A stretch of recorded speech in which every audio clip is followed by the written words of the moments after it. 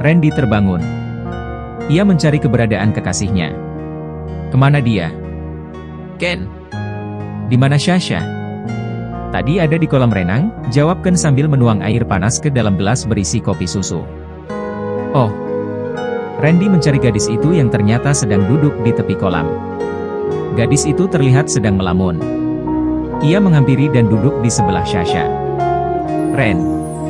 Sudah lebih baik. Iya. Sedang memikirkan apa, sampai melamun sendirian di sini? Tidak ada. Kamu seharusnya tetap di dalam. Ayo. Aku antar kembali ke kamar. Aku mau minta kamu belikan kue di toko Ken. Rasanya ingin sekali makan cupcake melon buatannya. Hah? Tidak mau. Suruh dia bawakan untukmu saja. Randy memelas dan memaksa Shahira untuk ikut pergi bersama Ken ke tokonya. Ken sedang duduk santai ditemani segelas kopi sambil menonton acara bincang-bincang seputar kesehatan. Meskipun ia gagal mendapatkan sertifikat kedokteran, tapi keterampilannya masih ada. Ilmu yang sudah tertanam, tidak akan hilang begitu saja. Ken mengedipkan mata saat Shahira melewatinya. Ia merasa risih dengan kelakuan Ken. Aku ganti baju dulu, pamit Shahira. Sementara gadis itu mengganti baju, Randy menemani Ken. Mereka berbincang-bincang mengenai acara yang sedang diputar di televisi. Tak berapa lama, gadis itu keluar dengan baju yang berbeda. Dia tinggal sekamar dengan Randy dan sampai menyimpan bajunya di kamar itu, pikir Ken. Rasa cemburunya bangkit, membuat sikapnya sedikit kasar saat bicara dengan gadis itu. Ren, aku pergi dulu, pamitnya sambil mengikuti Ken yang berjalan lebih dulu. Oke Hani. Duduk di depan. Memangnya aku sopir, kata Ken dengan ketus.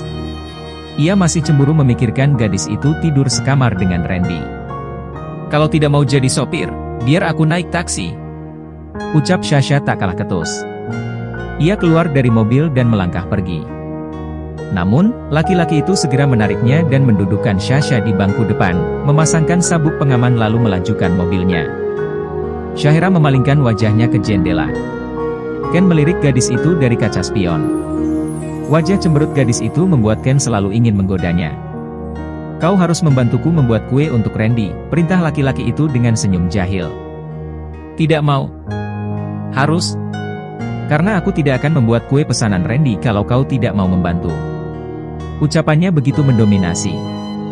Gadis itu hanya bisa menggigit bibir sambil menatap tajam ke arah Ken.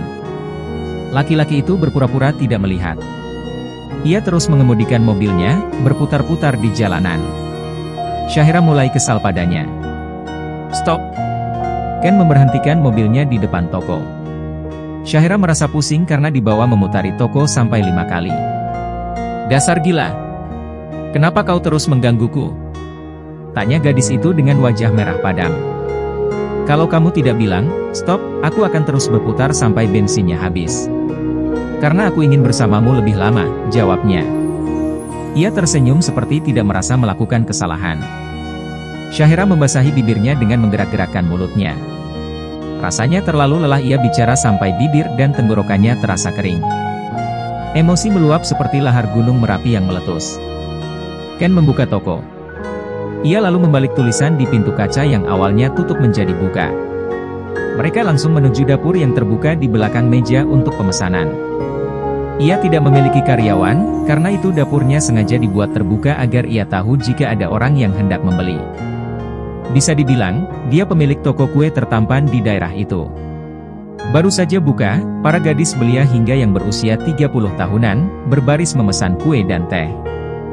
Mereka selalu minum teh pagi dan sore di toko dessert milik Ken. Teh hijau racikan Ken sangat digemari para pelanggan. Selain teh, cupcake melon buatannya juga sangat disukai para gadis. Mas Ken, punya pegawai ya sekarang? Seorang gadis berusia sekitar 20 tahun, bertanya sambil melirik ke belakang laki-laki itu. Oh, dia bukan pegawai, tapi calon kakak ipar, jawab Ken sambil tersenyum manis. Senyuman itu membuat si gadis tersipu malu. Oh, saya pikir calon istri.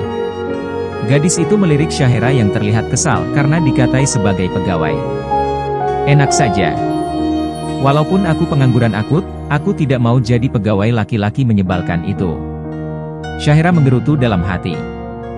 Adonan cupcake yang sedang diolah menjadi sasaran kemarahannya. Ditunggu pesanannya ya Mbak. Silakan duduk dulu, ucapkan setelah menulis pesanan gadis itu. Ia membuat teh hijau tanpa gula dan menaruh 2 cupcake strawberry di atas piring kecil. Syahira memejamkan mata saat menghirup aroma teh buatan Ken. Itu hanya teh biasa, tapi aromanya sangat menggoda selera. Ia jadi ingin merasakan teh buatan laki-laki itu. Namun, ia malu untuk memintanya pada Ken. Silakan dinikmati Mbak cantik, rayu Ken. Ia sengaja merayu pelanggannya untuk membuat gadis itu kesal dan cemburu. Ken tahu, di dalam hati Sasha, ia masih sangat berarti. Mas bisa saja. Gadis itu bersemu merah. Beberapa pelanggan lain yang sama-sama perempuan, mereka iri melihat gadis itu dirayu oleh Ken. Mereka juga ingin mendapat kesempatan untuk bisa dekat dengan laki-laki tampan itu. Syahira menambahkan susu cair dalam adonan tanpa mengukurnya terlebih dahulu.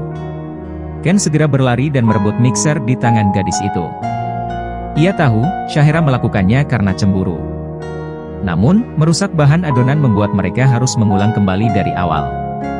Kakak ipar, Anda juga memiliki bisnis resto bukan? Bagaimana perasaanmu jika aku merusak masakanmu? Tanya Ken dengan suara keras. Ia sengaja menekankan kata, kakak ipar, agar didengar oleh gadis-gadis lain yang sedang bersantai di tokonya. Kakak ipar. Kau... Syahira menunjuk wajah Ken dengan mata mengkilap kemerahan. Apa aku salah, kakak ipar? Syahira melepas apron yang ia pakai, lalu membantingnya ke lantai. Ia pergi meninggalkan toko Ken's Cake. Syahira pulang ke penthouse milik Randy dengan menggunakan mobil taksi. Kamu masih sama seperti dulu, Syah. Saat bersamaku, kau bisa menunjukkan wajah imut, kesal, marah, tanpa takut terlihat jelek. Aku juga masih sama. Selalu suka saat melihatmu bertingkah menggemaskan seperti itu.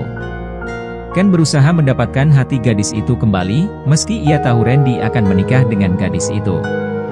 Ia ingin meminta kesempatan kedua dari Syahira. Ia ingin kembali seperti dulu, saling mencintai dan bahagia. Mungkin akan sulit, tapi tidak berarti mustahil untuk dilakukan. Selama ia berusaha, keyakinan itu masih mendorong keinginannya dengan kuat. Usaha tidak akan mengkhianati hasil. Usaha keras akan membuahkan hasil yang memuaskan. Ia hanya berharap, hati gadis itu masih bisa diketuk oleh cintanya. Perasaan cinta yang pernah terkunci dalam ingatan yang hilang selama 5 tahun. Ia tidak ingin kehilangan gadis yang dicintainya lagi. Ken akan berusaha selama 3 bulan ke depan. Jika masih tidak berhasil, maka ia akan menyerah. Ia akan melepas Syahira untuk menikah dan menjalani kehidupannya bersama Randy. Saat ini, biarkan aku tetap berusaha, batin Ken. Loh, Hani. Kenapa pulang? Ken bilang, dia harus membuatnya terlebih dulu. Apa sudah matang kuenya? Syahira diberondong pertanyaan oleh Randy. Namun, ia terlalu kesal untuk menjawab. Ia langsung pergi ke dapur, mengambil segelas air es lalu menenggaknya sampai habis. Hani, kamu marah sama aku ya? Sepupu kamu tuh. Masa aku disuruh bantuin dia bikin kue, terus dia marah-marah. Syahira menaruh gelas di meja lalu duduk. Aku akan memarahi Ken saat pulang nanti, kata Randy dengan wajah emosi. Seenaknya saja memarahi kekasihku. Tunggu. Pulang ke sini? Tanya Syahira. Randy mengangguk. Dia tinggal di sini? Iya. Randy menjawab singkat. Ia memperhatikan wajah kekasihnya yang terlihat syok. Jadi, aku akan tinggal di sini bersama Ken? Tidak. Aku tidak mau. Kalau ada Ken, berarti ada yang menemani kamu kan? Kalau begitu, aku pulang, ucap Sasha sambil berjalan ke kamar. Ia mengambil tasnya di kamar dan Randy menahannya. Kalau kamu pulang, siapa yang mengurusi aku, Hani? Mungkin dia bisa menemaniku, tapi dia tidak bisa mengurusku. Aku masih sakit loh.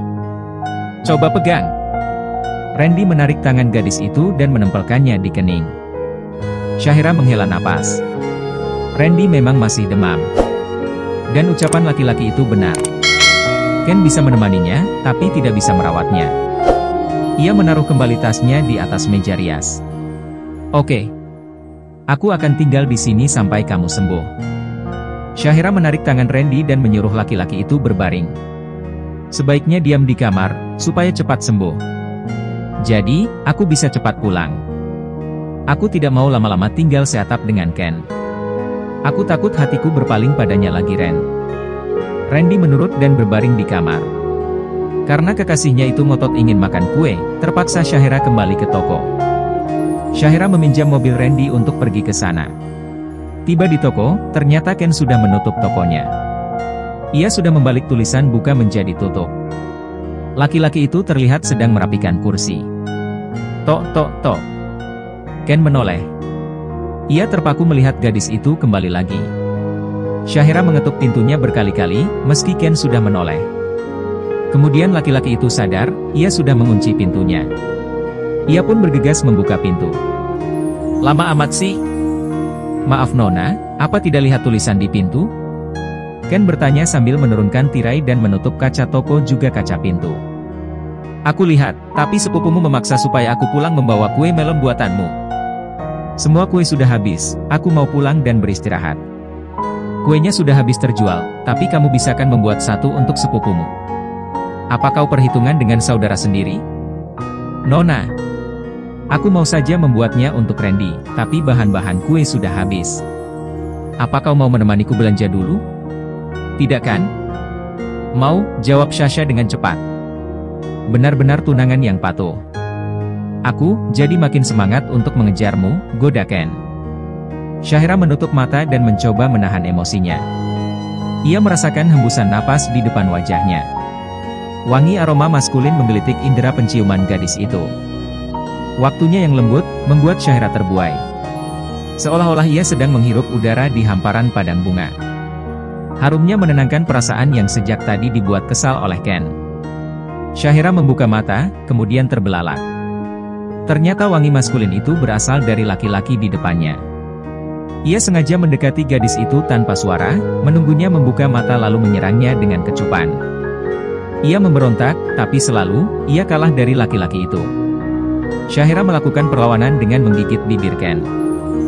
Laki-laki tetap tidak berhenti mengecupnya, justru ia semakin liar dan balas menggigit bibir gadis itu.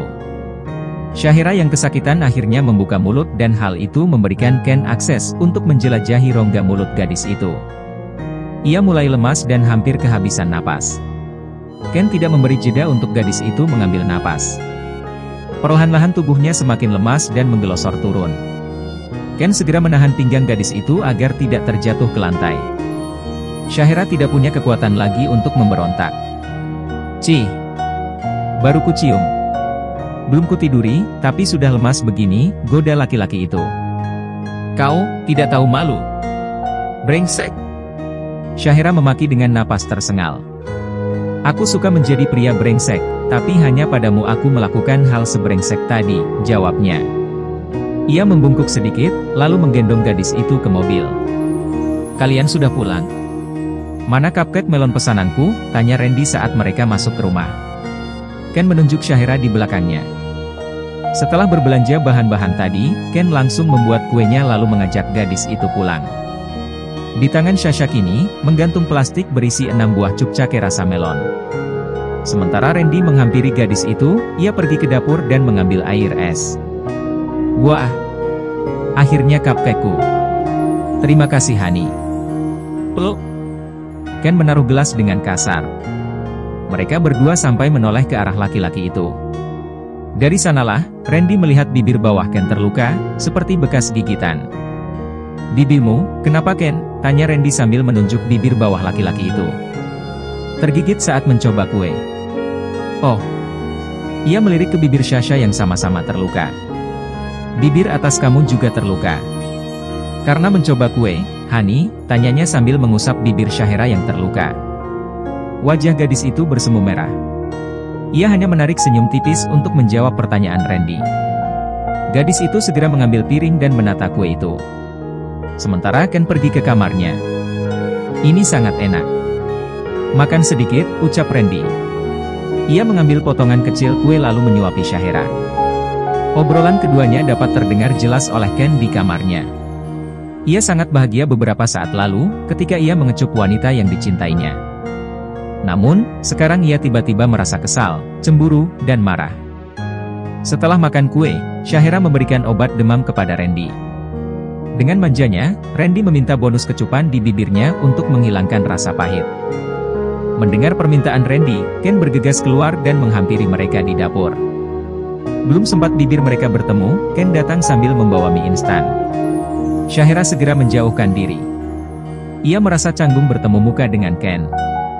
"Kamu belum tidur, Ken?" "Belum, Ren. Lapar. Nih mau masak mie instan." "Tidak baik makan seperti itu banyak-banyak," ucap Randy perhatian. "Ya sudah. Kami tidur dulu kalau begitu." Randy menarik Syahira ke kamar. "Tidur?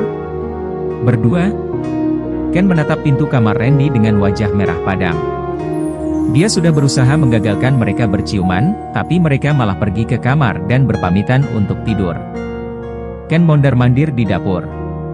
Ia berusaha mencari akal untuk memisahkan mereka. Ia lupa sedang memasak mie, sampai air rebusannya meluber kemana-mana.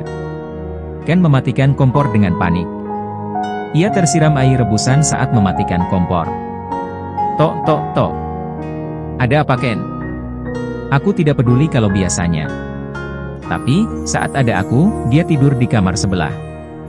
"Biar aku yang tidur denganmu," kata Ken to the point.